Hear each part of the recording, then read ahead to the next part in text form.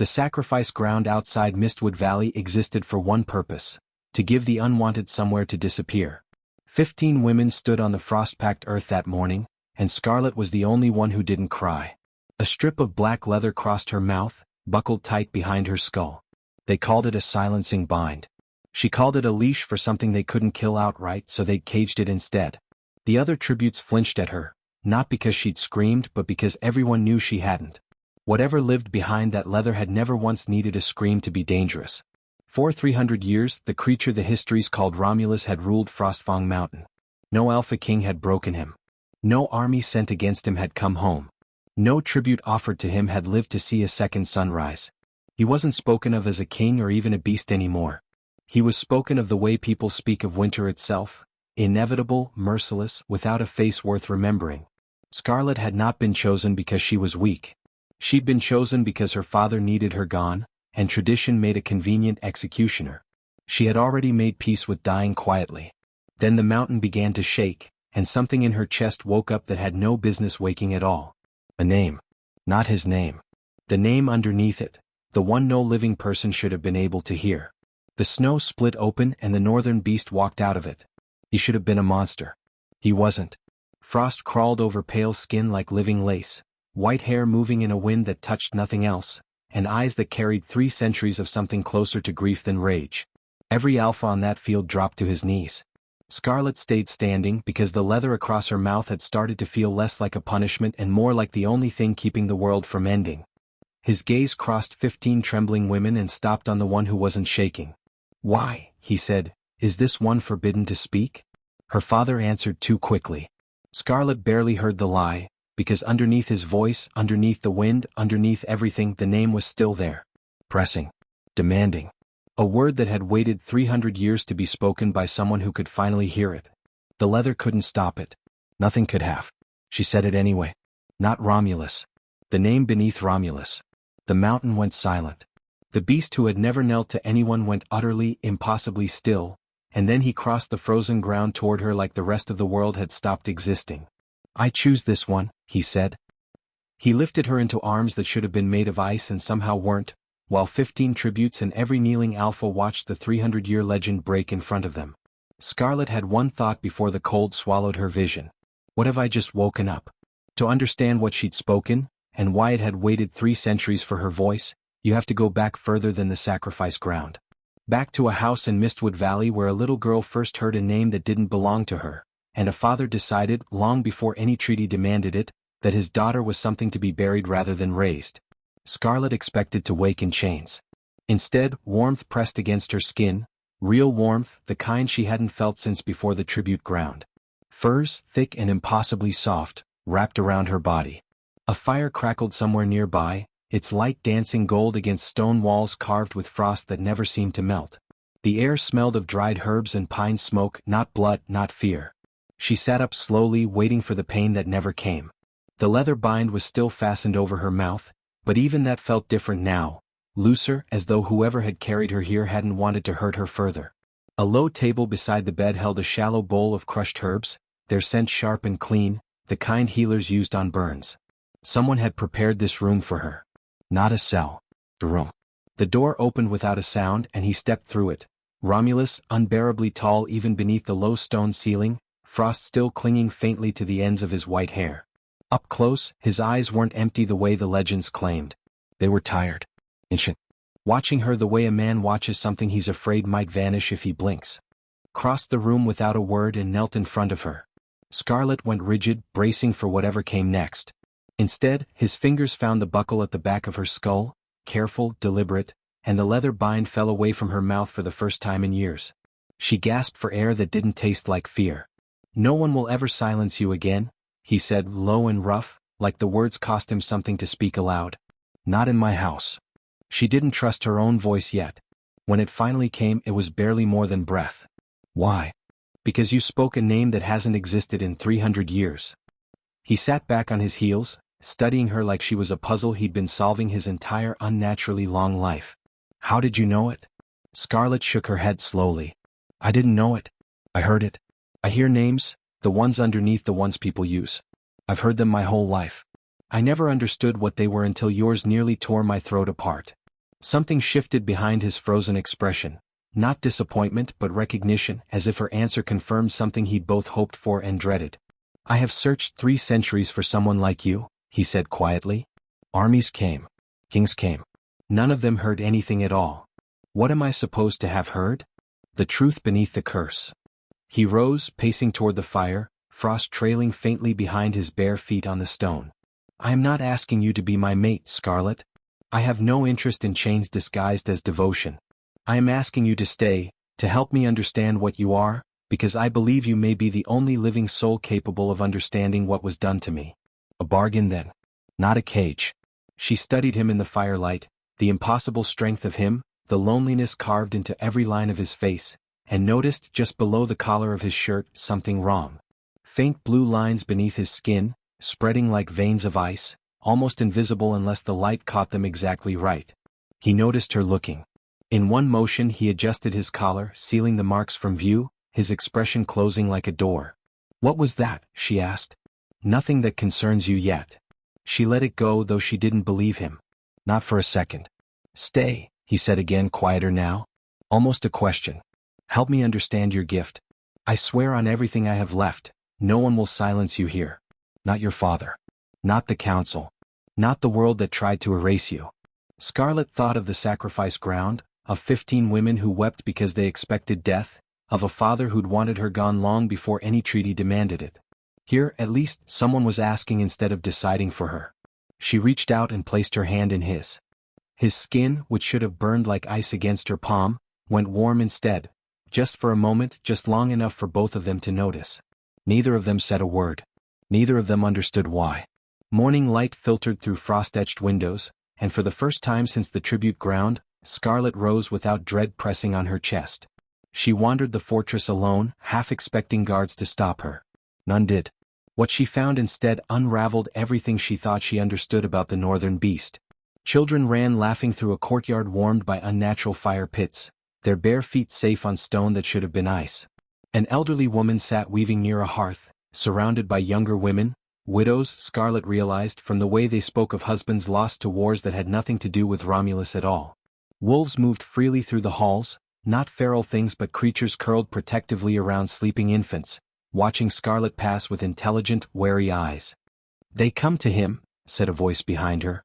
An older servant, gray-haired, carrying a basket of dried herbs. Those the kingdoms discard. Refugees. Orphans. Wolves too injured or too old to run with their packs. He gives them what the world wouldn't. The stories say he slaughters everyone who enters his territory. The woman's mouth twisted, bitter. The stories are written by men who need a monster to justify their wars. Lord Romulus has fed and sheltered more of the forgotten than any Alpha King in the South ever has. Scarlet said nothing, but something in her chest cracked open.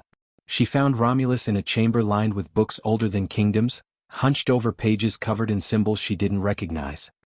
He glanced up when she entered and, for just a moment, something in his expression softened before he caught himself. You've been exploring, he said. You've been lying. By omission at least. She sat across from him. The world thinks you're a monster who murders for sport. The world needed something to fear more than the men who actually deserved it. His jaw tightened. I was human once. A man with a name and a life I no longer fully remember. Someone stole that from me and left this in its place. Who? That, he said quietly, is what I'm hoping you'll help me learn. Over the following days they fell into rhythm. Romulus studied her gift with the patience of a man who had spent centuries waiting for exactly this. She discovered she couldn't summon the hidden names at will. They simply arrived, unbidden, whenever someone's true self pressed too hard against their lies. It happened first with a steward who'd been skimming grain from the storehouses for years. The name beneath his spoken one surfaced in Scarlet's mind unbidden. Thief-hearted, the old magic called him, and when she repeated it aloud without thinking, the man went pale and confessed before Romulus even asked a question. Useful, Romulus said afterward, something almost like amusement flickering across his face. Terrifying, Scarlet corrected. I don't control it. Neither do I most days. And then he smiled, small, unpracticed, like a muscle remembering how to move after centuries of disuse. Scarlet felt it land somewhere unexpected in her chest. Evenings became shared meals by firelight, quiet conversations stretching long after the wolves settled and the children slept. Romulus asked about her childhood. She asked about his centuries. Neither answered fully, but neither stopped asking. It was during one such evening, when his sleeve slipped back as he reached for his cup, that Scarlet saw it clearly for the first time. The frost markings beneath his skin, the ones he'd hidden that first night, had spread. What had once traced faint lines below his collar now crept up his forearm, delicate as frozen lace, unmistakably larger than before. He noticed her staring and pulled his sleeve down sharply. "It's nothing. It's spreading. Scarlet. Don't lie to me. Not after everything you said about no one silencing me here." Her voice was quiet, but it carried a warning of its own. "What is happening to you?" He didn't answer. He simply looked away, and the silence told her more than words could have. That night, alone in her room, Scarlet pressed her palm against her chest, where something unfamiliar and fierce had taken root. "I will save him," she vowed silently. "Whatever this curse is. Whatever it costs." She didn't yet know how impossible that promise would become. Romulus found her in the library 3 days later, his expression unreadable as he set an ancient, leather-bound record on the table between them. "I searched every text I have," he said, "for any mention of someone who hears true names the way you do. I found something else instead." Scarlet's fingers trembled as she opened the brittle pages. Faded ink traced a family tree she didn't recognize, but one name near the bottom stopped her breath entirely. "Alara. Soul Weaver. Mistwood Valley. Deceased." "That was my mother's name," she whispered. "Soul Weavers were a bloodline that existed before the kingdoms as we know them," Romulus said quietly. "They didn't merely hear the names hidden beneath false ones, Scarlet. They could rewrite them. Reshape destinies. Unmake curses that lesser magic couldn't touch." The room tilted slightly. "That's not possible. I only hear." "You only hear because no one taught you the rest." His pale eyes held hers. "Your mother was the last known soul weaver in the South. Until you." The memory came unbidden, sharper than it had been in years. Scarlet had been 7, hidden behind a curtain while her mother argued in hushed, desperate tones with her father. "She's just a child, Alaric. Whatever they're paying you, it isn't worth what they'll do to her." Her father's voice, cold in a way she'd spent years trying to forget. "It's already done. There's no undoing it now." 3 days later, her mother was gone. The official story was fever. Scarlet had never questioned it, not truly, because questioning it meant confronting what she'd always sensed but refused to name. "He killed her," Scarlet said now, the words tasting like ash. "Didn't he?" "Not out of hatred. Someone paid him." Romulus said nothing, but his silence was answer enough. He'd found something in these records, something worse than she was ready to hear. "Your mother tried to hide what you were," he said gently. "She likely died protecting that secret. Your father sold what remained of it." The grief hit without warning, years of buried denial collapsing at once. Scarlet pressed both hands over her face, and for the first time since the tribute ground, she let herself break. Romulus moved without hesitation, kneeling beside her chair, not touching her at first, simply present, solid, unflinching in the face of her unraveling. "I'm sorry," he murmured. "I should have told you gently. I don't know how to be gentle. I've had no practice in 300 years. A broken laugh escaped her, tangled with tears. "You're doing fine." His hand found hers, hesitant, as though he expected her to pull away. She didn't. Instead, she leaned into him, and he let her, his arms coming around her with a carefulness that felt entirely at odds with everything the legends claimed about him. "She loved you enough to die for you," he said quietly against her hair. "That's not nothing, Scarlet. That's everything." "He murdered her for money," Scarlet whispered. "And then he sent me here to die too, just to finish what he started." "He failed." Romulus pulled back just enough to meet her eyes. "Twice now." Something shifted between them in that quiet moment. The walls both of them had built out of necessity, out of centuries and grief and survival, cracking at the same time. Scarlet looked up at him, at the loneliness carved into every line of his face, and understood suddenly that they were the same. Two people abandoned by the very people meant to protect them, both learning too late what they'd lost. She didn't decide to close the distance between them. It simply happened, slow and inevitable like snowfall settling. His lips met hers gently, not the desperate collision she might have expected from a man carrying 3 centuries of isolation, but something quieter, careful, as though he were afraid she might be made of something that could shatter. Scarlet felt it everywhere, a warmth spreading through her chest that had nothing to do with fire and everything to do with him. When they finally parted, Romulus rested his forehead against hers, breathing unsteadily. I didn't expect that, he admitted. Neither did I, Scarlet whispered. But neither of them pulled away. Something changed after the kiss, subtle at first, then impossible to ignore. The servants noticed before Scarlet did. Whispers followed her through the halls, not of fear but of wonder. Have you seen the frost on his sleeves? It hasn't spread in days. The wolves don't shiver near him anymore. Even the fire pits burn brighter when she's near him. Scarlet dismissed it as imagination until the morning she found Romulus standing in the courtyard without his usual heavy furs, sunlight catching in his white hair, no plume of frozen breath escaping his lips despite the winter air. You're not cold, she said. He glanced down at himself, almost surprised. I haven't been lately. Not since. He stopped, something unguarded crossing his face before he could catch it. Since what? Since you started sleeping down the hall instead of across the fortress, he admitted, and for a man who'd ruled a frozen mountain for 3 centuries, he looked remarkably unsure of his own footing.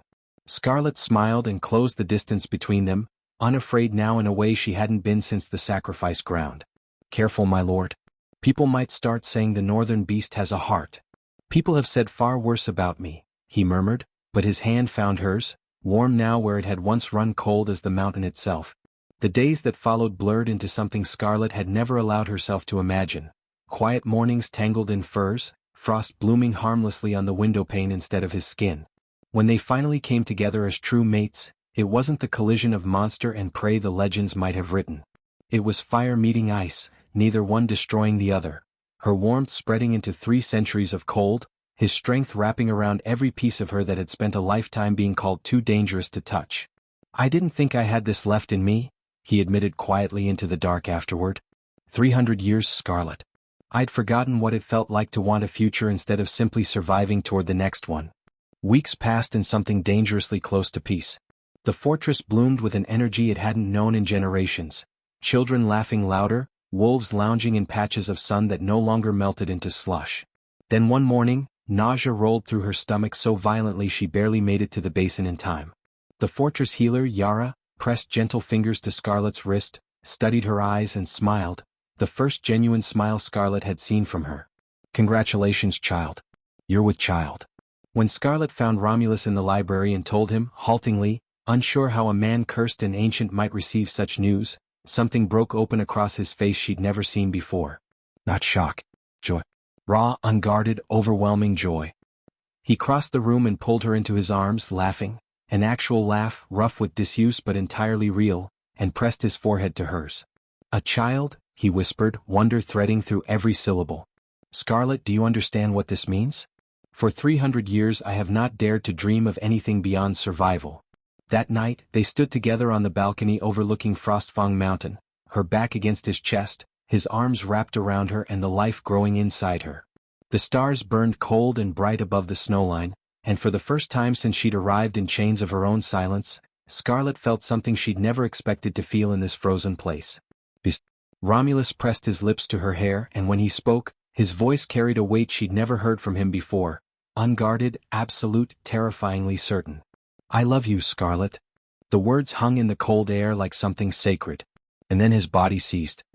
He staggered back from her, a strangled sound tearing from his throat as the frost markings beneath his skin, the ones he'd hidden, the ones that had crept slowly across his arm for weeks, detonated across his entire body at once.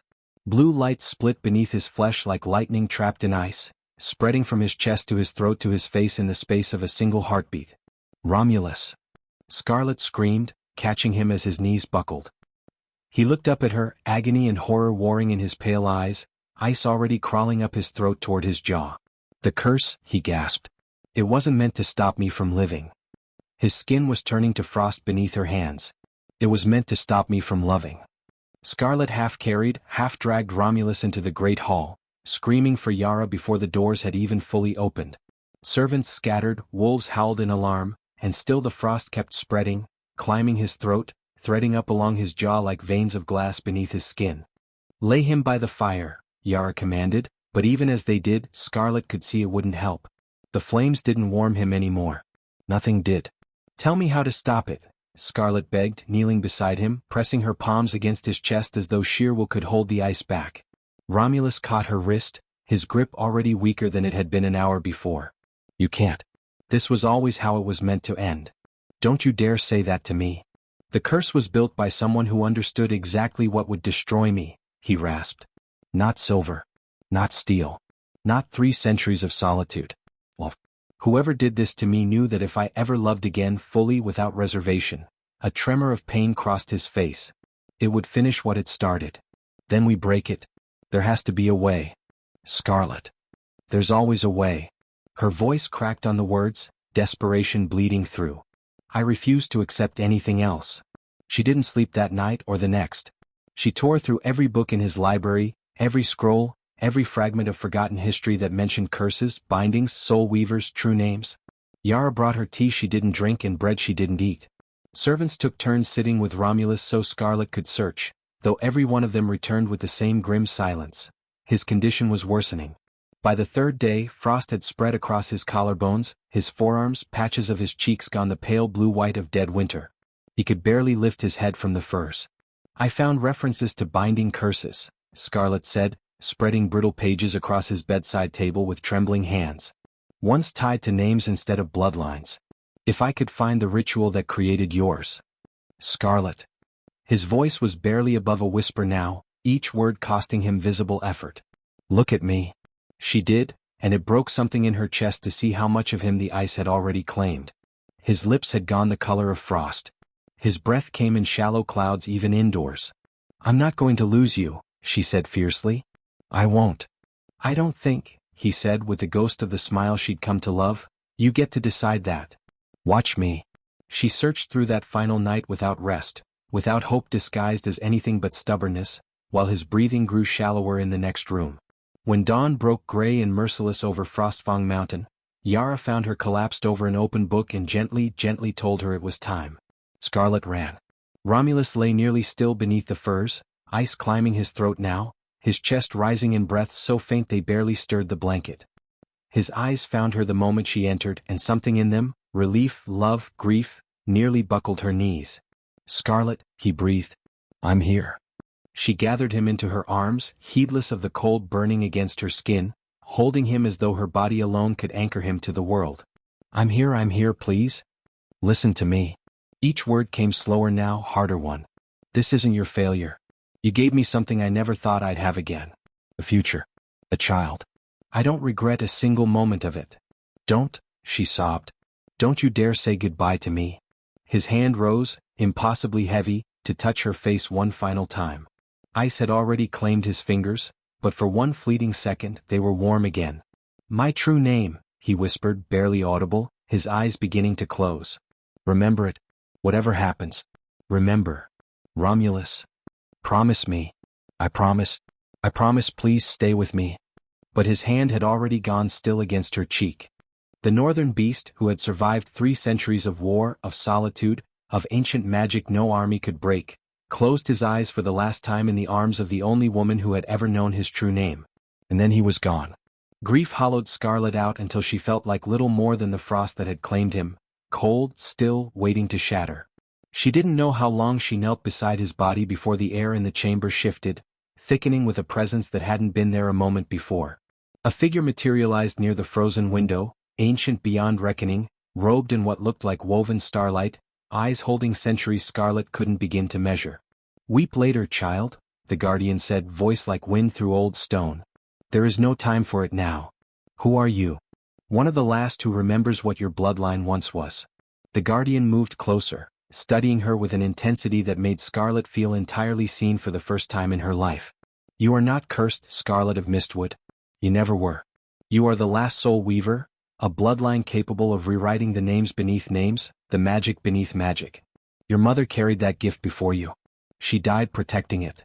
My father sealed it, Scarlet whispered, pieces sliding into place with sickening clarity. That's why I only ever heard names. He locked away everything else. There is a relic, the guardian said, forged to bind a soul weaver's full power. Your father possesses it still.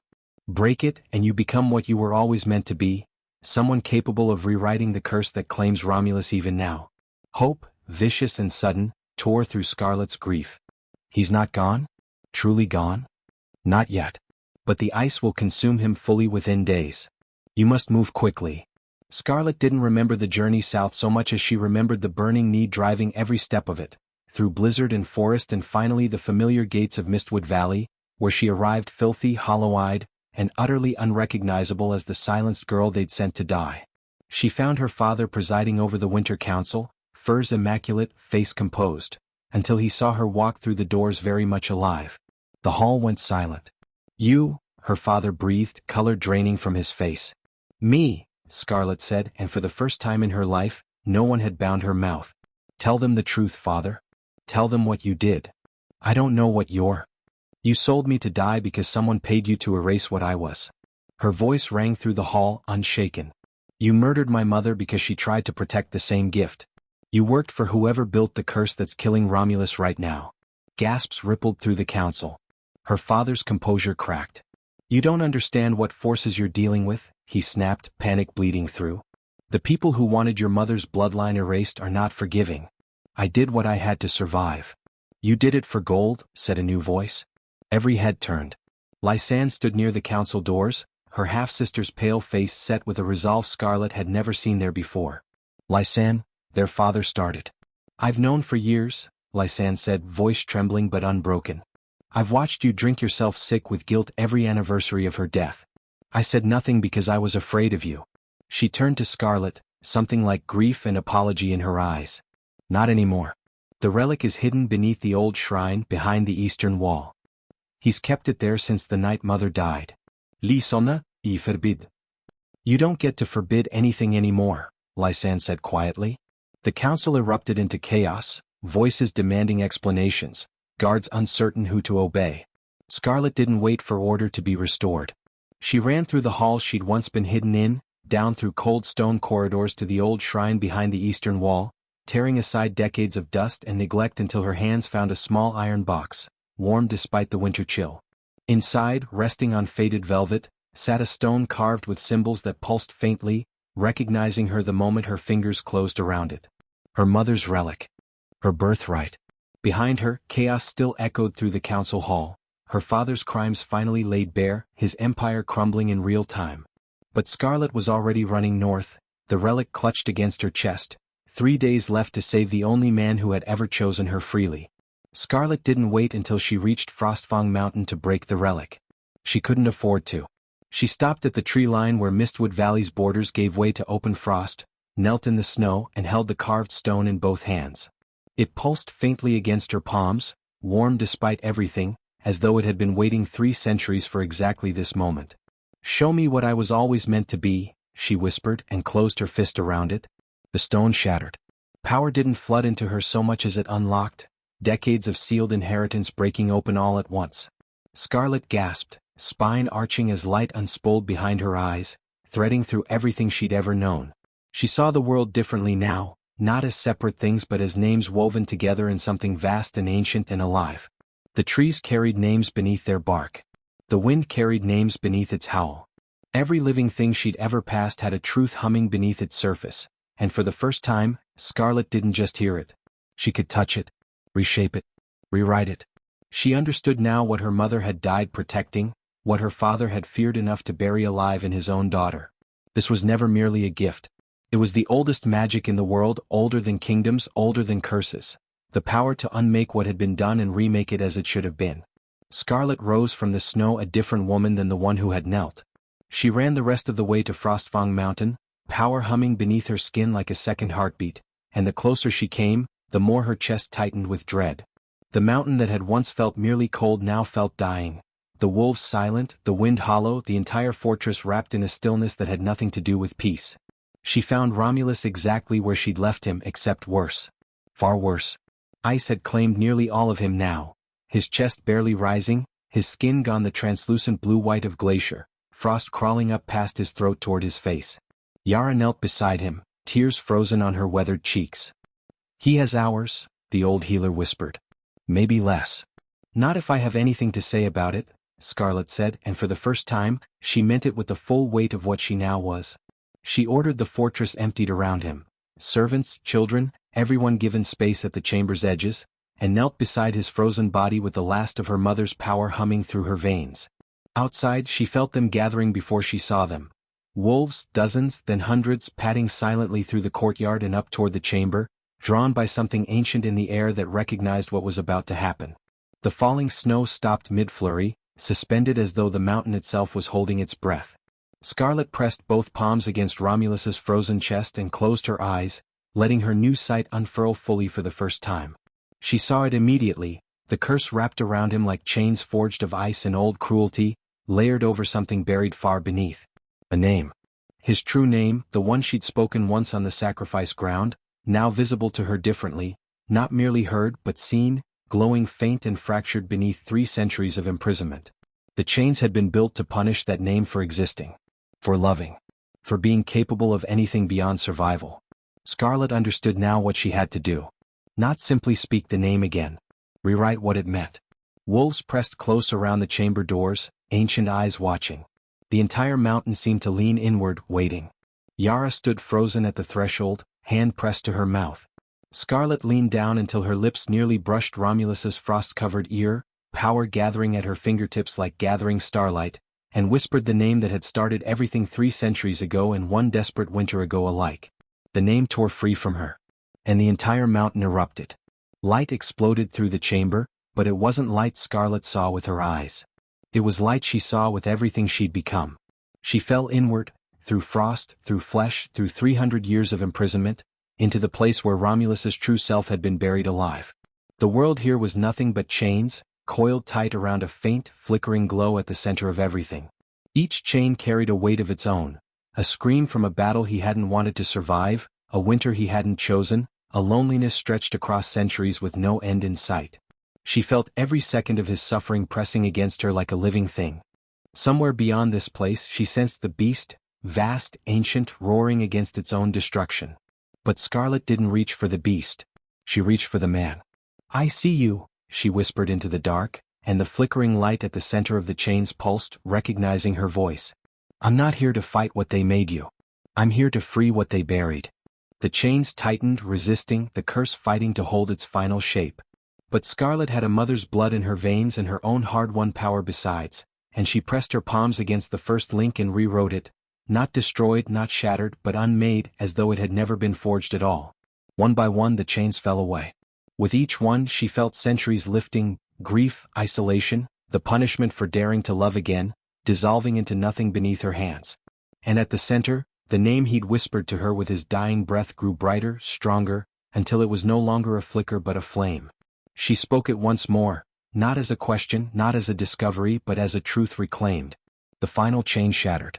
Scarlet was thrown back into her own body with a force that knocked the air from her lungs. Around her, the chamber convulsed with light and sound, ice cracking like thunder, wolves howling in unison outside, the entire mountain groaning as 3 centuries of curse tore itself apart at once. Beneath her hands, Romulus's frozen body began to change. The frost didn't melt. It shattered, falling away in glittering shards as warmth flooded back into his skin, color returning to lips that had gone the color of death only moments before. His chest rose, once hesitant and then again steady and strong. His eyes opened. No frost clouded them now. No centuries of loneliness weighed behind them. Just a man looking up at her with wonder and disbelief and overwhelming love. Scarlet. Her name in his voice, warm for the first time. She collapsed against him, sobbing, and he wrapped his arms around her, arms that held no chill at all, and outside, sunlight broke through clouds that hadn't parted over Frostfang Mountain in 300 years. Months later, beneath mountains no longer buried in endless snow but blooming green for the first time in living memory, their daughter was born beneath open sky.